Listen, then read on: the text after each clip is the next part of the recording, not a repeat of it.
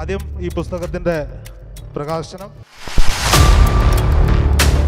ഇങ്ങനെ സംഭവിച്ചില്ലെങ്കിലേ അത്ഭുതമുള്ളൂ. ഇപ്പോൾ ഇവിടെ ഈ കറണ്ട് പോയതിൻ്റെ പോലും അവൻ എന്നോട് വന്ന് പറഞ്ഞു എന്തുകൊണ്ടാണ് കറണ്ട് പോയത്. എൻ്റെ അനുഭവങ്ങളാണ് ആ പുസ്തകം. കുട്ടുവിനെ പറ്റിയാണ് പുസ്തകമെങ്കിലും എൻ്റെ അനുഭവങ്ങളാണ് ആ പുസ്തകം.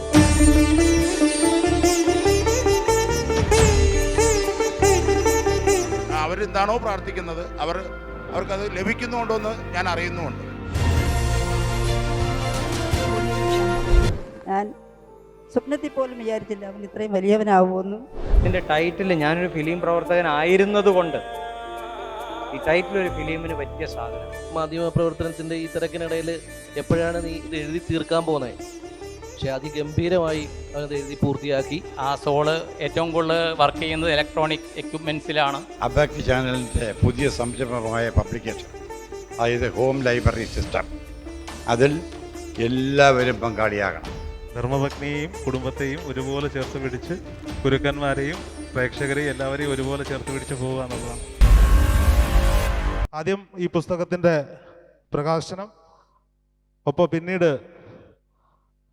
ഇതിൻ്റെ ആദ്യ കോപ്പി എൻ്റെ അമ്മയുടെ കൈകൊണ്ട് കുട്ടുവിൻ്റെ അച്ഛനും അമ്മയ്ക്കും നൽകിക്കൊണ്ട് ആദ്യത്തെ ഈ പുസ്തകം കൈമാറുകയാണ്. ഒരു ചെറിയ കൈയടി.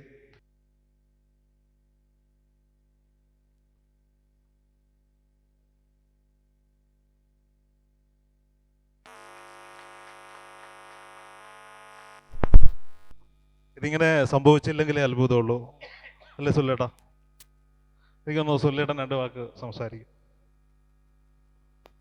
നമസ്കാരം, എൻ്റെ പേര് സുല്ലെന്നാണ്. ഞാൻ റോജി ഇപ്പോൾ ഇവിടെ പ്രകാശനം ചെയ്ത ആ ബുക്കിൻ്റെ കുട്ടൂസ് എന്ന് നിങ്ങളെ വിളിക്കുന്ന സൂരജ് കൃഷ്ണയുടെ അച്ഛനാണ്.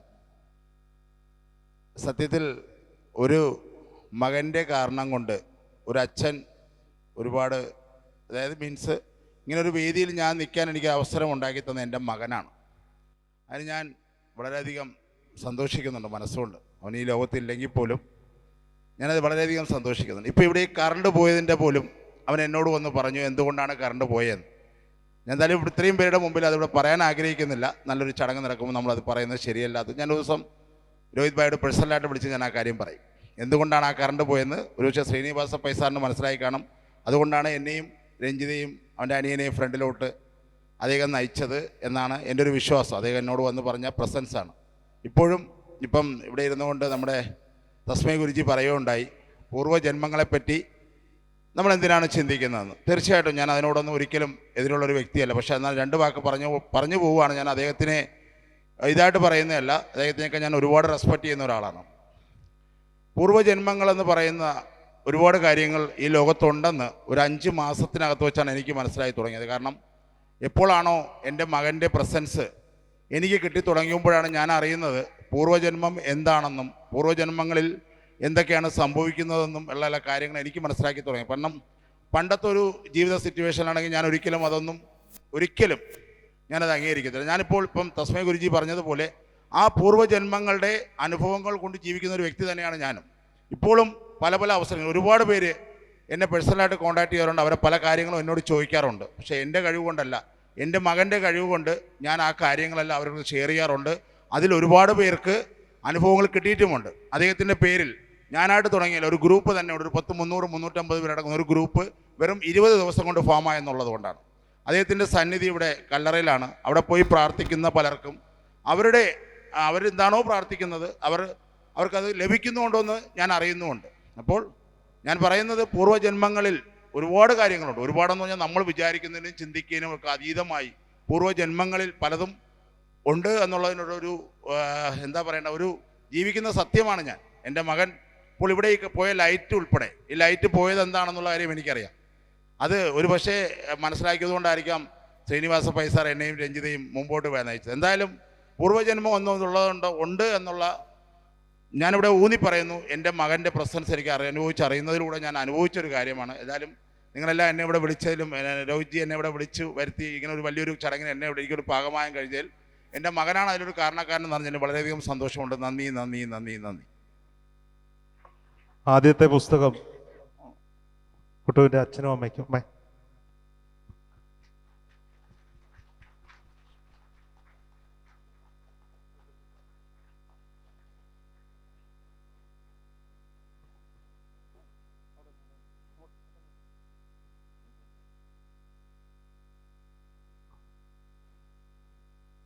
പുസ്തകത്തിൻ്റെ കുറച്ച് കോപ്പികൾ മാത്രമാണ് കിട്ടിയിട്ടുള്ളത്. അതിൽ ഏറ്റവും വലിയ സന്തോഷം കുറേ പേരുടെ പേരുകൾ, കുറേ പേര് ഇവിടെയുണ്ട്. പാണ്ടോറ ബുക്സിലെ തോമസ് ഏട്ടനാണ് എന്നോട് ഒരിക്കൽ രോഹിത് സാറേ, ഇപ്പോൾ സ്വാമിജിയൊക്കെ വിളിക്കുന്നതിലൂടെ രോഹിത് സാറേ സാറിൻ്റെ അനുഭവങ്ങൾ എഴുതണം, എനിക്കതിനു വേണ്ടി അനുഭവങ്ങളില്ല, മുന്നിൽ വന്നിരുന്ന അതിഥികളെ പറ്റി എഴുതൂ എന്ന് പറഞ്ഞ് എന്നോട് എഴുതാൻ പറഞ്ഞത്. അദ്ദേഹം ഇന്നിവിടെ എത്താൻ പറ്റിയില്ല. 24 മണിക്കൂർ കൊണ്ട് അടിച്ച കോപ്പിയുടെ 50% കൂടുതൽ ബുക്കിംഗ് ആയി എന്നതാണ് ഈ പുസ്തകത്തിൻ്റെ ഏറ്റവും സന്തോഷം. ഞങ്ങൾ കുറച്ച് റീലുകളൊക്കെ ചെയ്തിട്ടു, ഞങ്ങളുടെ പണി അതായതുകൊണ്ട് കുറച്ച് റീലുകളൊക്കെ ചെയ്തിട്ടു എന്നതാണ്. അത് കണ്ടിട്ടൊന്നുമല്ല, കുട്ടുവിൻ്റെ കഥകൾ അറിയാവുന്ന ആളുകൾ. ആ പുസ്തകം ഒരു വലിയ ഉത്തരവാദിത്തമാണ്. ആ ഉത്തരവാദിത്തത്തിന് എന്നെ സഹായിച്ച ഒരുപാട് പേരുണ്ട്. എല്ലാവരെയും ആരുടെയും പേര് പറയാതെ മനസ്സുകൊണ്ട് നന്ദി പറയാൻ ഈ നിമിഷം ഞാൻ ഉപയോഗിക്കുകയാണ്. എന്താണ് പറയേണ്ടതെന്നോ ഒന്നും അറിയാത്തൊരു സാഹചര്യമാണ്. ഇന്നലെയും ഇതുപോലത്തെ അനുഭവം എനിക്കുണ്ടായി. കോട്ടയത്താണ് ഈ പബ്ലിഷർ പുസ്തകങ്ങൾ എത്തിച്ചത്, ഒരു 100 പുസ്തകം ഇങ്ങോട്ടേക്ക് തരാൻ വേണ്ടിയിട്ട്. നമുക്കിതിലൊരു ഉത്തരവാദിത്വമില്ല. പുസ്തകം എഴുതി അവർക്ക് കൊടുത്തു, അവർ പ്രിൻ്റ് ചെയ്തു, അവർ തന്നെ മാർക്കറ്റിലേക്ക് എത്തിക്കുന്നു. അങ്ങനെയാണ് ഇതിൻ്റെ സംവിധാനം ഒരുക്കിയിരുന്നത്. പക്ഷേ ഞാൻ പറഞ്ഞില്ല, എനിക്ക് 100 പുസ്തകങ്ങൾ വേണം. സ്പിരിച്വൽ അവേഴ്സിൽ കുറേ ആളുകൾ വരും, അവർ പുസ്തകങ്ങൾ ചോദിച്ചേക്കാം. കോട്ടയത്തെത്തി, ഒരു ഷോപ്പാണ്. ഞാൻ അവിടേക്ക് കയറി ഇവിടത്തേക്ക് വേണ്ട കുറേ സാധനങ്ങളൊക്കെ വാങ്ങി. ഞാനുണ്ട്, ഭാര്യയുണ്ട്, ഫഹദ് ഉണ്ട്, അരുണുണ്ട്, ഞങ്ങൾ 4 പേര്. അപ്പം ഞാൻ എൻ്റെ ഉള്ളിലുള്ള ഇത് കാണാനുള്ളൊരു ത്വര, എൻ്റെ ആദ്യ പുസ്തകമാണ്, അത് എങ്ങനെയാണ് ഇരിക്കുന്നതെന്നുള്ള ത്വരയിൽ എൻ്റെ കോപ്പി ഒരു 10 ഒരു ചെറിയ പാക്കറ്റിലാക്കി മാറ്റി വെച്ചിട്ടുണ്ടായിരുന്നു. എനിക്കുള്ള കോപ്പി കോംപ്ലിമെൻ്റായിട്ട് എഴുത്തുകാരൻ എന്ന നിലയിൽ തരുന്നത്. ഞാനത് പൊട്ടിച്ചു. ആരും അടുത്തില്ല എന്ന് ഉറപ്പ് വരുത്തിയിട്ടാണ് പൊട്ടിച്ചത്. അപ്പോൾ അഞ്ചു വന്ന് എൻ്റെ അടുത്ത് നിന്നിട്ട് അതിൽ തൊടുന്നില്ല. ഞാൻ ആദ്യത്തെ ബുക്ക് തുറന്നു വായിച്ചുകൊണ്ടിരിക്കുമ്പോൾ ഫഹദ് എക്സൈറ്റ്മെൻറ്റിൽ ഓടി വന്നു. ഫഹദ് ഒരുപാട് തവണ എൻ്റെ കൂടെ ആ വീട്ടിൽ വന്നിട്ടുള്ള ആളാണ്. എക്സൈറ്റ്മെൻറ്റിൽ ഓടി വന്നിട്ട് ഒരു കോപ്പി എടുത്ത്, ചേട്ടാ നമ്മുടെ ബുക്ക് എന്ന് പറഞ്ഞിട്ട് ആ കടയിലെ കറണ്ട് പോയി. ബുക്ക് അവൻ കൈ കൊണ്ടെടുത്തു, ആ കടയിലെ കറണ്ട് പോയി. ഞാൻ അപ്പോഴേ മേടിച്ച് പാക്ക് ചെയ്ത് ഒട്ടിച്ച് അതുപോലെ ബാക്കിൽ കൊണ്ടുവച്ചു. സത്യം, ഇതിലൊക്കെ വിശ്വാസം ഇല്ലാതിരുന്ന ഒരാൾ ഇതൊക്കെ കാണുമ്പോൾ വിശ്വസിക്കാതിരിക്കാൻ കഴിയില്ല എന്നുള്ളതാണ്. എൻ്റെ 1 മാസത്തെ ജീവിതമാണ്, എൻ്റെ അനുഭവങ്ങളാണ് ആ പുസ്തകം. കുട്ടുവിനെ പറ്റിയാണ് പുസ്തകമെങ്കിലും എൻ്റെ അനുഭവങ്ങളാണ് ആ പുസ്തകം. വായിക്കുക, കഴിയാവുന്ന രീതിയിൽ ഞാനും പുസ്തകത്തിൻ്റെ എഡിറ്ററായിട്ടുള്ള പ്രശാന്തം കൂടി ചേർന്ന് ഇത് നിങ്ങളിലേക്ക് എത്തിക്കാൻ സാധിച്ചിട്ടുണ്ട് എന്നുള്ളതാണ്. അപ്പോൾ 2 വാക്ക് പറയാൻ ശ്രീജിത്തേട്ടനെ ക്ഷണിക്കുകയാണ്. എല്ലാവർക്കും നമസ്കാരം. ഈ പുസ്തകത്തിൻ്റെ കവർ പേജ് എറണാകുളത്ത് വെച്ചിട്ട് ഇതേപോലൊരു വേദിയിൽ എനിക്ക് ഇത് ചെയ്യാൻ പറ്റി. വീണ്ടും ആ പുസ്തകം തന്നെ ഇവിടെ പ്രകാശനം ചെയ്യാനും എനിക്ക് പറ്റി. അന്ന് ഞാൻ രോഹിത്തിനോട് ചോദിക്കുമായിരുന്നു, ഈ മാധ്യമ പ്രവർത്തനത്തിൻ്റെ ഈ തിരക്കിനിടയിൽ എപ്പോഴാണ് നീ ഇത് എഴുതി തീർക്കാൻ പോകുന്നത്? പക്ഷേ അതിഗംഭീരമായി അവനത് എഴുതി പൂർത്തിയാക്കി. അതിന് എല്ലാവിധ ആശംസകളും നേരുന്നു. Thank you.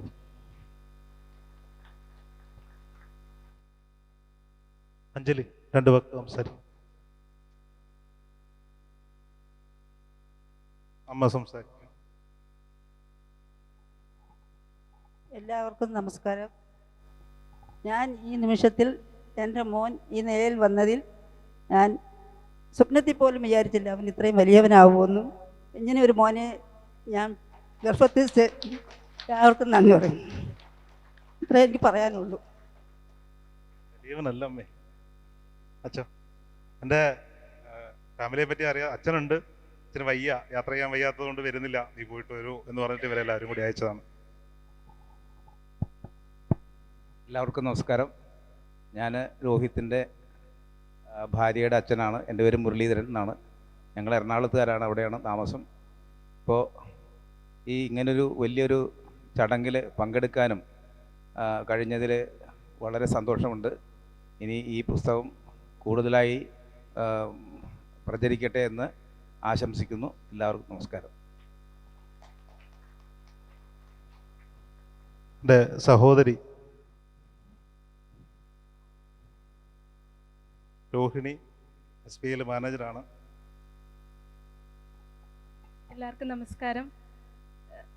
എഴുത്തോ മാധ്യമപ്രവർത്തനമോ ഒരു പാരമ്പര്യമില്ലാത്ത ഞങ്ങളുടെ ഒരു കുടുംബത്തിൽ നിന്ന് എൻ്റെ അനിയൻ ഈ നിലയിൽ എത്തിച്ചേർന്നത് ഞങ്ങൾക്കൊരു കുടുംബത്തിന് മാത്രമല്ല, ഇപ്പോൾ ഈ കൂടിയിരിക്കുന്ന ആൾക്കാരുടെ എല്ലാവരും ഇവനെ നന്നായി നോക്കുന്നത് ഞങ്ങൾക്കൊരു അഭിമാനമാണ്.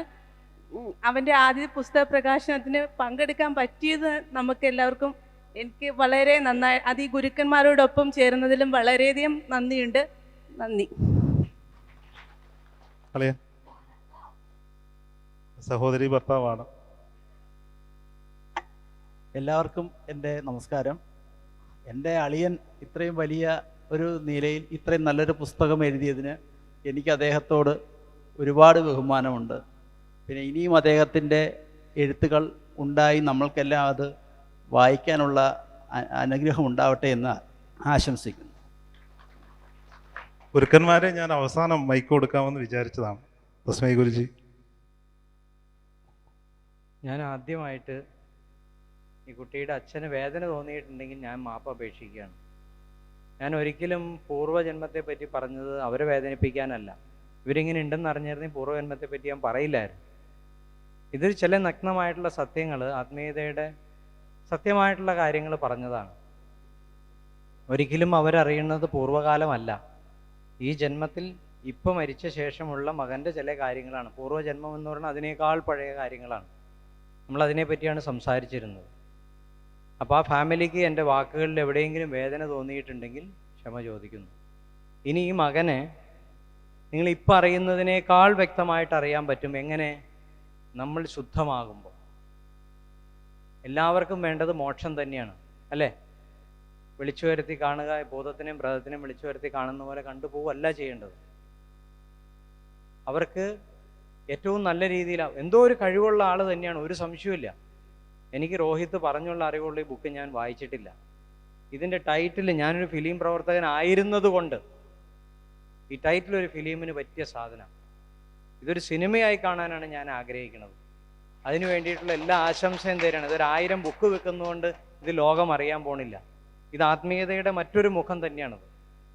ഇന്നലെ എൻ്റെ അടുത്ത് രോഹിത്ത് ഇതിനെപ്പറ്റി ഒരു ചെറിയ വീഡിയോ ക്ലിപ്പിംഗ് കൊടുക്കണമെന്ന് പറഞ്ഞപ്പോൾ എനിക്ക് അറിയില്ല ഈ കുട്ടി ആരാന്നുള്ളത്. അപ്പോൾ രോഹിത്തിൻ്റെ നാവിൽ നിന്ന് തന്നെ കേട്ട ചില കാര്യങ്ങളാണ്. അതൊരു അത്ഭുതം തന്നെയാണ്. മരിച്ചു പോകുന്നവർ മരിച്ചു പോകും, പക്ഷേ അച്ഛനെ അമ്മേനെ ഇപ്പോൾ ആത്മീയതയിലേക്ക് കൊണ്ടുവന്നേക്കുക. ഇതാണ് സ്വാമി പറഞ്ഞ പുത്രൻ്റെ ധർമ്മം എന്ന് പറയുന്നത്. ഒരു മകൻ പോയതോടെ അച്ഛനും അമ്മയും ഇപ്പം ഇനി ആത്മീയതയിലേക്ക് പതിയെ പതിയെ പതിയെ വരും.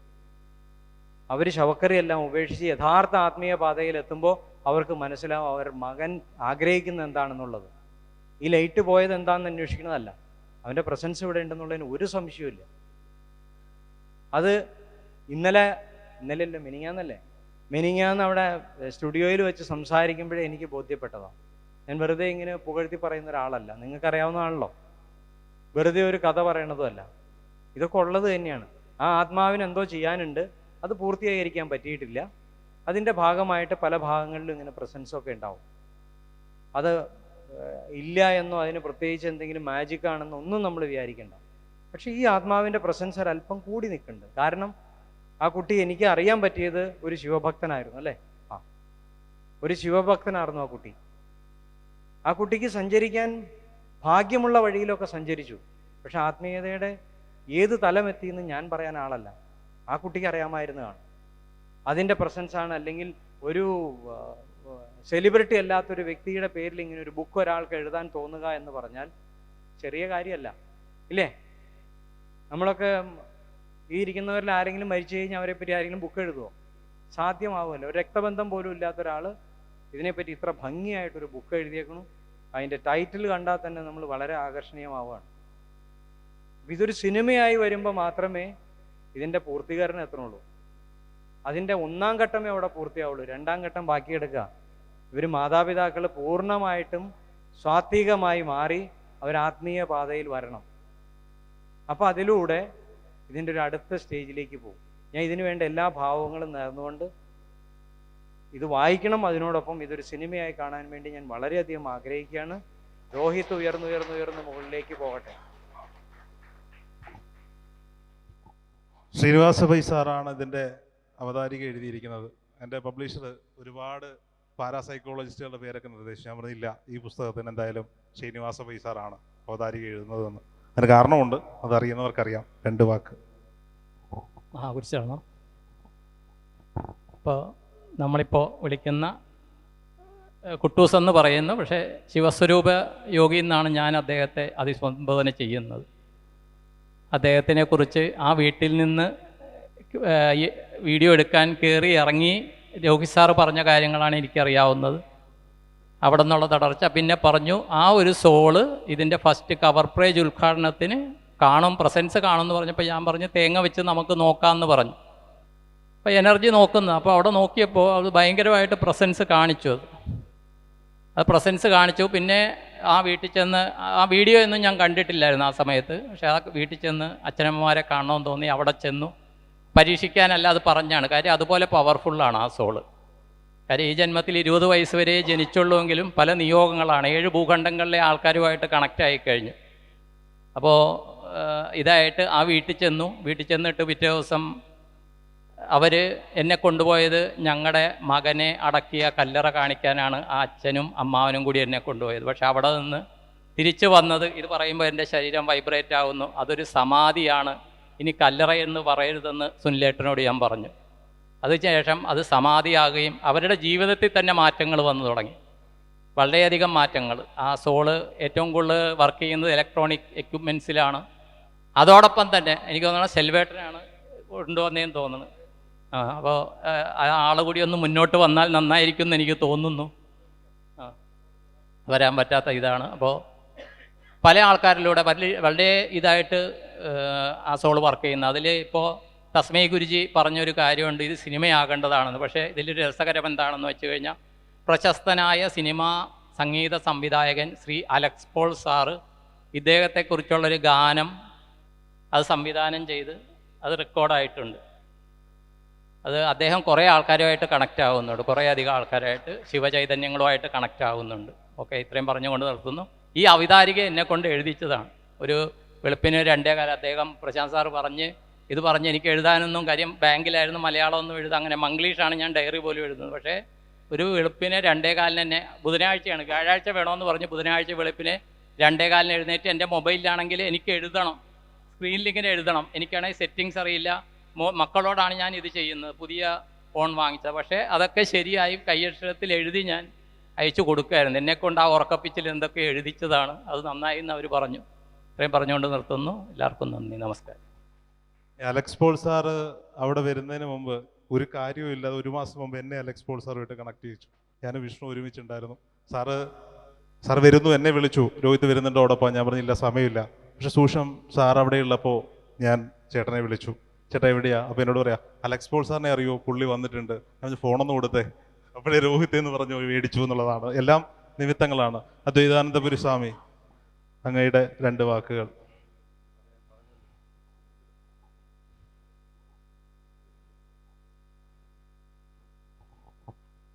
രാവിലെ 10:30 മുതൽ ഞാൻ പറയുകയായിരുന്നല്ലോ, എല്ലാവരും കേട്ടു. എനിക്കിപ്പോഴും അവസാനമായിട്ടൊരു കാര്യം പറയാനുള്ളത്, അബാക്ക് ചാനലിൻ്റെ പുതിയ സംരംഭമായ പബ്ലിക്കേഷൻ, അതായത് ഹോം ലൈബ്രറി സിസ്റ്റം, അതിൽ എല്ലാവരും പങ്കാളിയാകണം. രാവിലെ ഞാൻ അഭ്യർത്ഥിച്ചതാണ്.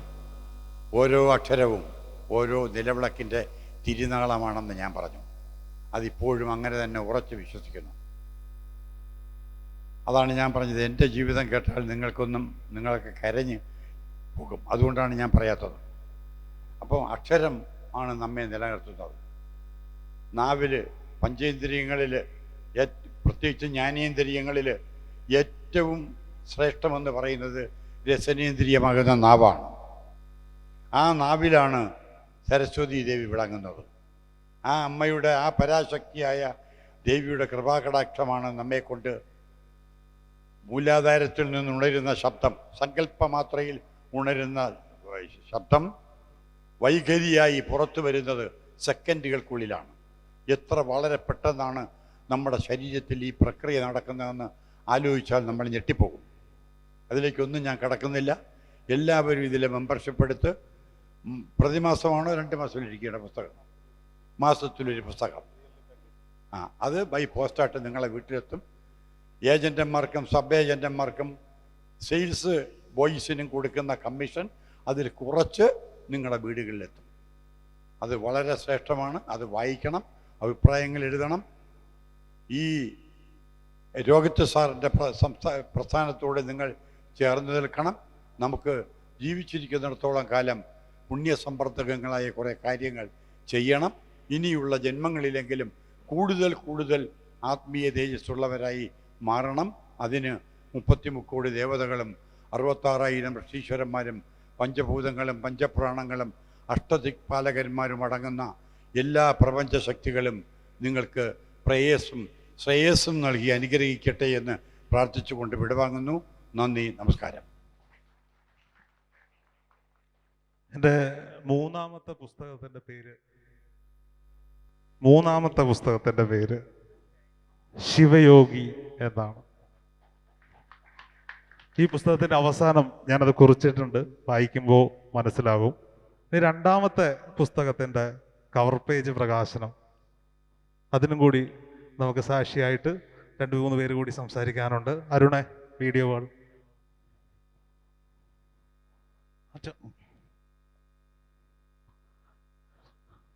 പോക്സോ ആത്മീയതയല്ല, വാർത്താപ്രവർത്തന മേഖലയിൽ പ്രവർത്തിച്ചപ്പോൾ ഉണ്ടായ ഒരു അനുഭവമാണ്.